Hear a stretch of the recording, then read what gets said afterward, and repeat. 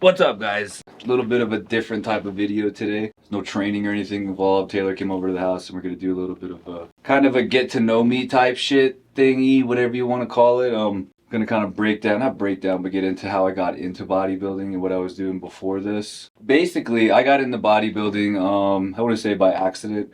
So let me preface with this first. Like I've been like working out. I've been in the gym like almost my whole life. You know, when I was a kid, my dad got into bodybuilding for a little bit. He was in the military as well, and he went on a TDY to Italy, so it was like a little temporary duty station for like 4 or 5 months. Got into bodybuilding, got pretty jacked, and then he came back and he got into it some more. Ended up buying like this, like all-in-one workout set, I guess. Had like a lat pull down, a bench on it, a curl bar, like a leg extension thing, and he set it up and put it in my room with the intention of using it, and like never really used it.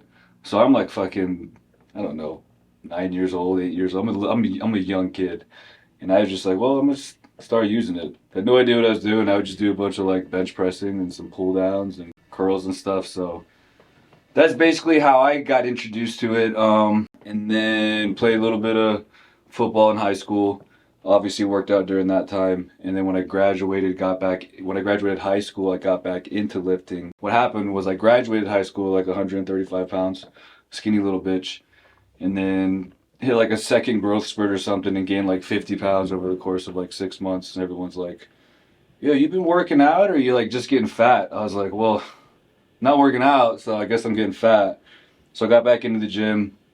I was probably like 17, 18 years old. Didn't bodybuild really, just kind of did the bro shit. Skipped leg day quite a few times. Fast forward, joined the military, and then I got to my first duty station in Germany back in like 2012 and got introduced to like CrossFit.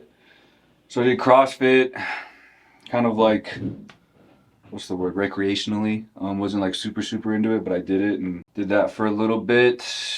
And then towards the end of my tour, I wouldn't say tour, towards the end of my assignment in Germany, kind of got my shit together. So when I was in Germany, I was doing a lot of partying. You know, I was a freaking like 20-year-old kid when I got there. A lot of partying, drinking, stuff like that. And then in the military, you're stationed there at a place with all your friends, and then eventually your friends start to like PCS or like move to different places slowly, one by one. So when all my friends left, I was like, fuck, man. Kind of want to get my shit together, do something else, and I started to pursue a career. Well, I wanted to switch careers into special operations, so that's kind of where I'm going to get into like the nitty gritty and like in depth of how I basically got into bodybuilding. So towards the end of like I think it's probably in the middle or like towards the beginning of 2014, I had been doing CrossFit already, and then I kind of got into wanting to change career fields in the military to special operations. It's called combat control. So these guys, I think I briefly explained it in the last video.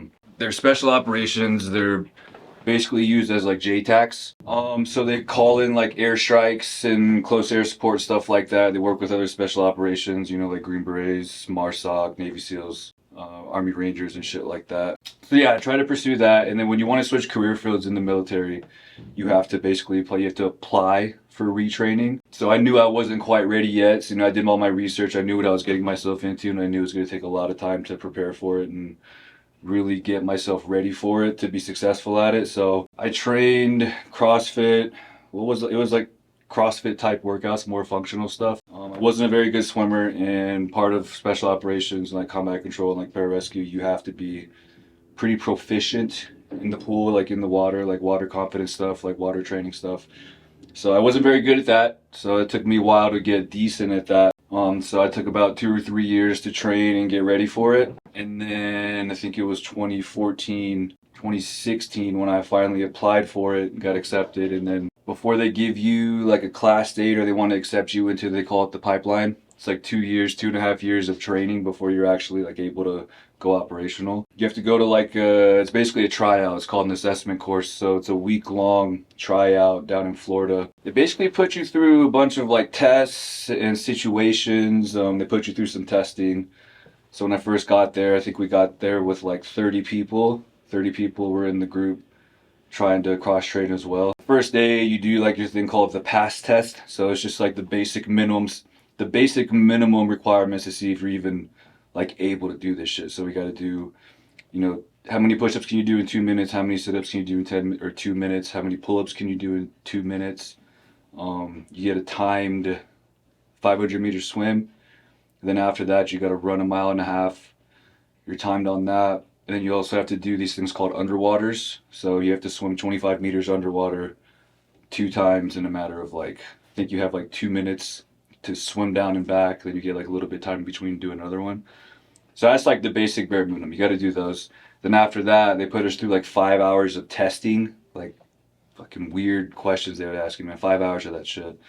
So then after that, like I said, it's just the situations and tests they put you through to see if you're able to do this stuff, or like how you'd react, or just see where your mindset's at, where like your personality is. And then you do the water confidence stuff. So the water confidence training is where a lot of people fall out, or just find out that like, you know what, I think I don't want to do this anymore, because that shit sucks, man. You're basically, it's what it is, what it sounds like. It's water confidence. So they see how confident you are in the water. So they basically try to drown you and just see if you can keep your cool, if you can stay calm and collected under that kind of stress and that pressure, because the water does make, little girls of us all. Like it's the equalizer.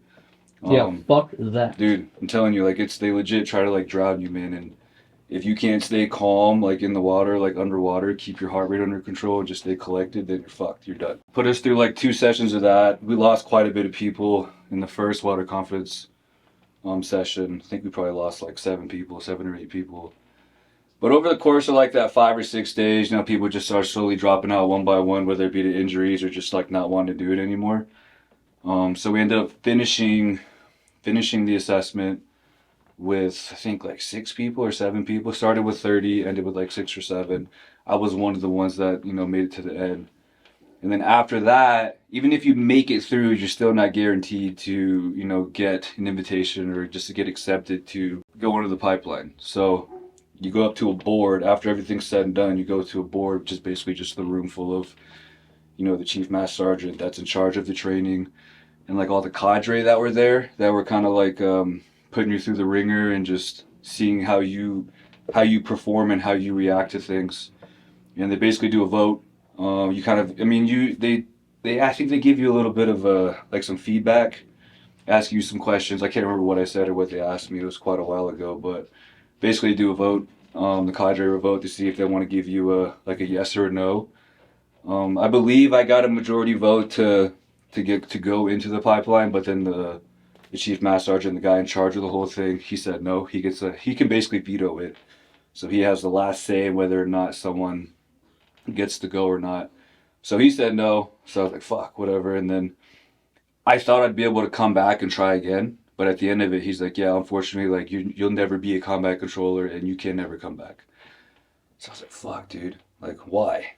So I saw one of the other chiefs at the airport on the way, like while I was leaving to go back to come back to Utah, and I basically asked him, I was like, why was I told no, and why can't I ever come back?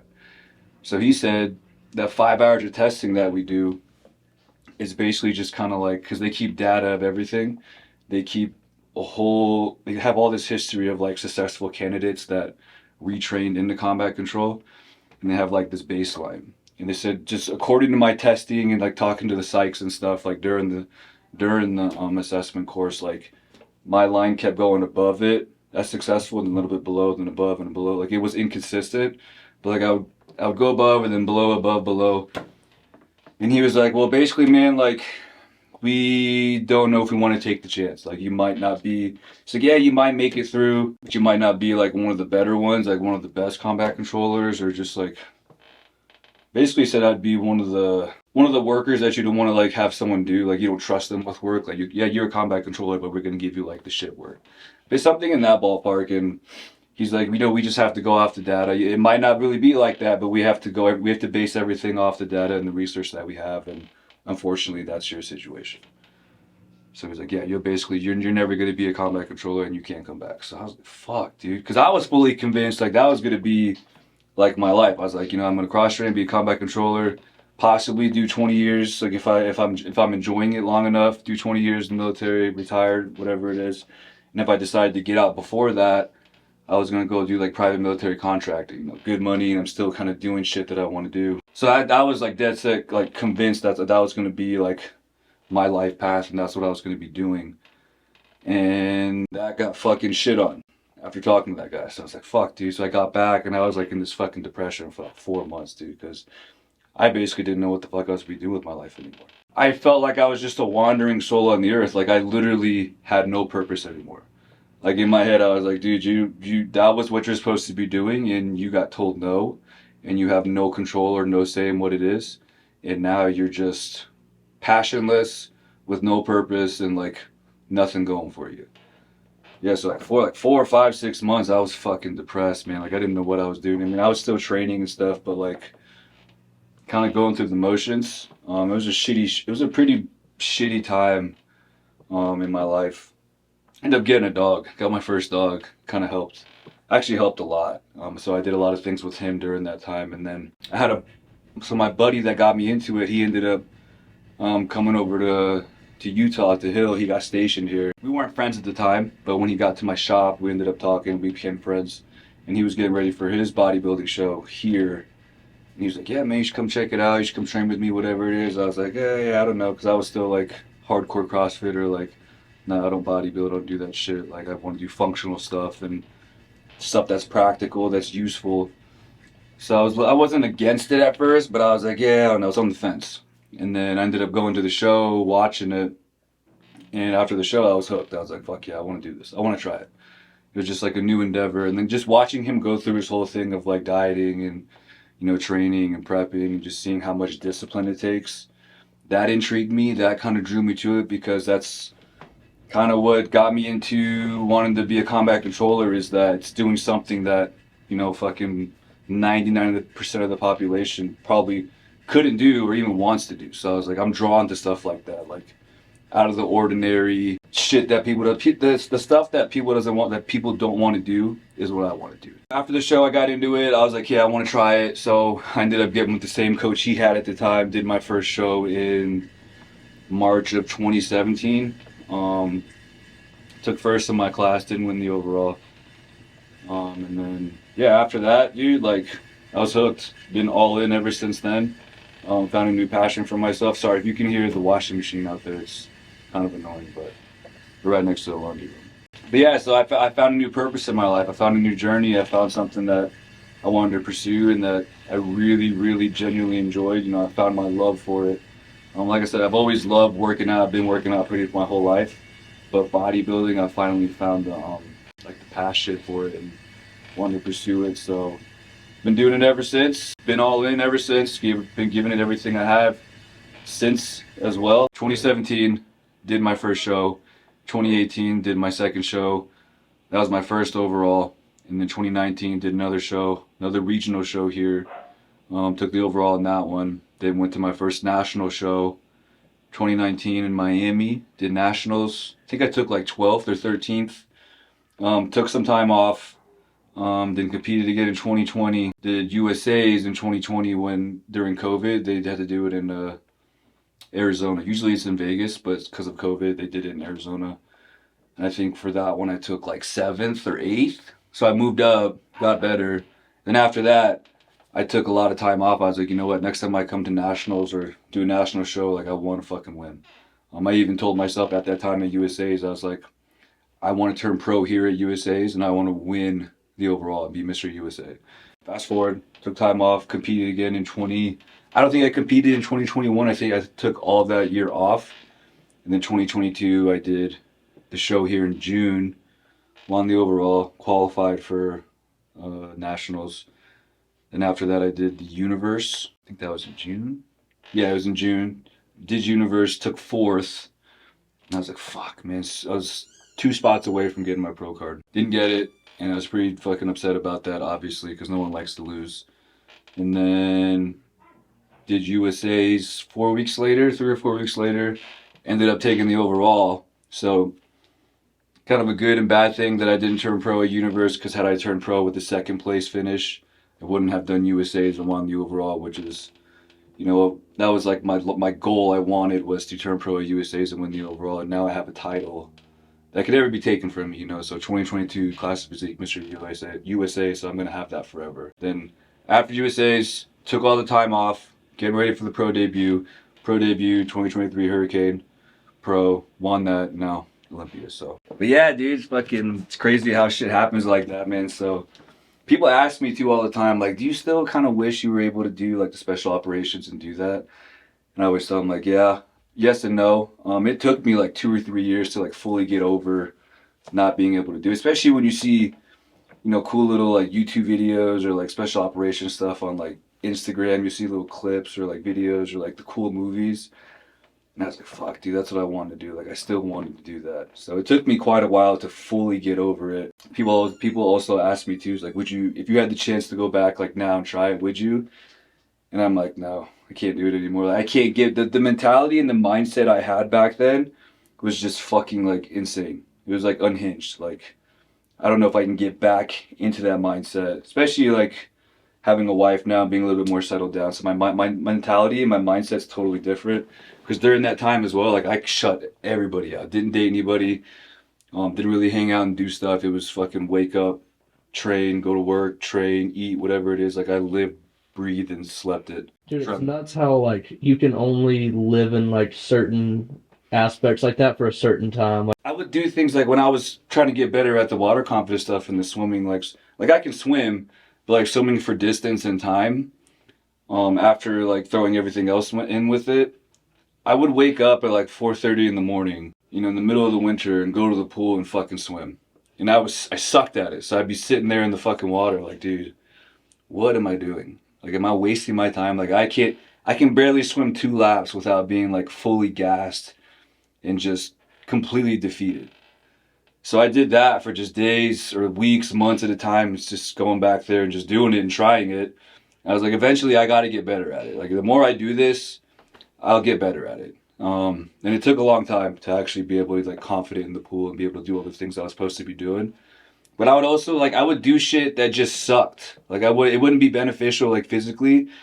Like I'd be in my dorm room doing nothing, just hanging out, and it would start raining. I'd be like, oh, it's raining. I'm gonna go for a fucking like 3-4 mile run.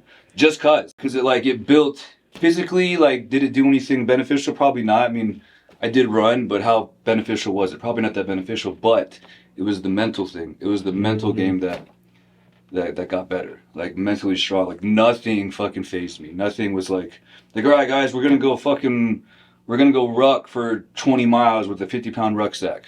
Most people would be like, oh, fuck, that's gonna suck. I'm like, all right, let's do it. Like nothing ever shook me. I never got anxious by anything. I was like, all right, we're gonna do this, this, and this. I'm like, all right, cool, let's do it. So like how mentally strong I was able to get during that time, and just how fucked in the head I was, dude. Like, I always say this too to some people. I don't know if it's like sadistic or whatever, but I was like, when I really flipped the switch and was able to like, things started clicking, especially in the water, I was like, look, man, like you just need to be like content that if you die doing this, like then you die. And then once you just kind of accept that, you're not scared to try anything. You're not scared of the water. You're not scared of like doing the water confidence stuff. So once I was able to accept that, things really took off and just like my mental game got even stronger. That's such a good place to be. I know, dude. Like, it's just crazy. Like, like I said, like I was like content, like okay with dying.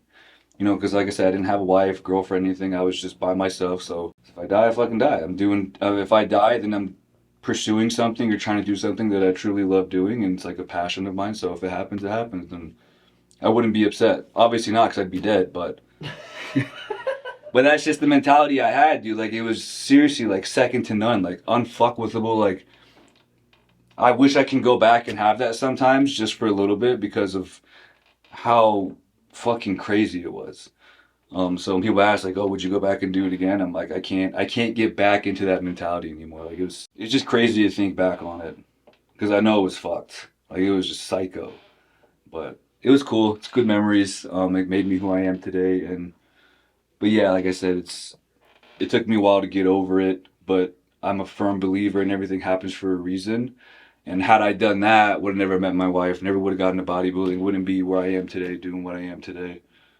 Doing what I am doing today.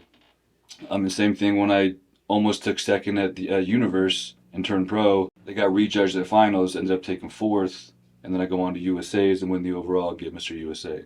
So it's like, had I won at Universe or got second and turned pro, I wouldn't have got, the overall at USA's. So, like I said, firm believer in everything happens for a reason. And I truly do believe that. So for those of you that are still like in your 20s, like young, take advantage of that reckless, just fucking sadistic mentality and use it to your advantage. Yeah, don't become a school shooter. Don't do that though, yeah. Responsibly, like do something productively with it. Don't fucking become a murderer, like a serial killer, a school shooter type thing. Like be productive with it. Channel it. I like to tell people, especially clients and stuff, like channeled aggression is one of the best tools you can use when it comes to training, for one. Like training, channeled aggression is what I don't know how to say this. You gotta cut that out. Like I gotta reword that. But channeled aggression is kind of what I rely on when I train. Like it's helped me really build my physique and just got me through a lot of sessions. And yeah, 6 years later, finally turned pro, which is fucking crazy to say, man. Like I always believed in myself and knew I'd get to the Olympia one day, but to get there and like qualify my first try is still like surreal. Like it's hard to believe. So it's like a dream come true, man. Because when you start bodybuilding, like competitive bodybuilders, obviously like the dream is to get to the Olympia stage because that's like the Super Bowl of bodybuilding. It's like the pinnacle. It's the biggest, most prestigious show in bodybuilding is the Olympia. So the fact that I was able to get there my first time trying is, like I said, just fucking crazy. But moving forward, fuck that, I was gay. So this video is gonna get put out like mid-December, is that what you said? But I lost my train of thought. Oh yeah, so this video comes out mid-December and then we're gonna take a little break.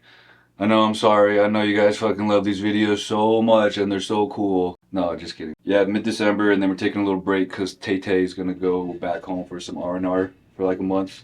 Which is much needed, you know, he tells me how much work he puts into this, like fucking all night benders, not sleeping, and just getting shit done. So he's gonna take a month off, go home, have some fun, relax, go hunting, right? Yeah, kill some shit. Do some hunting. Then he'll be back and we'll pick up right where we left off and start pushing out content or videos every single week starting January. But this is not just a new year, new me thing. It's just because I get back in the new year. Yeah, exactly. It's not a New Year's resolution type shit. You know, we're past that. Those are for losers.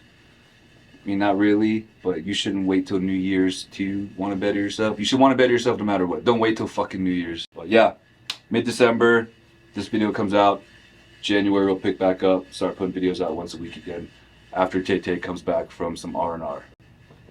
Fucking good. Cool.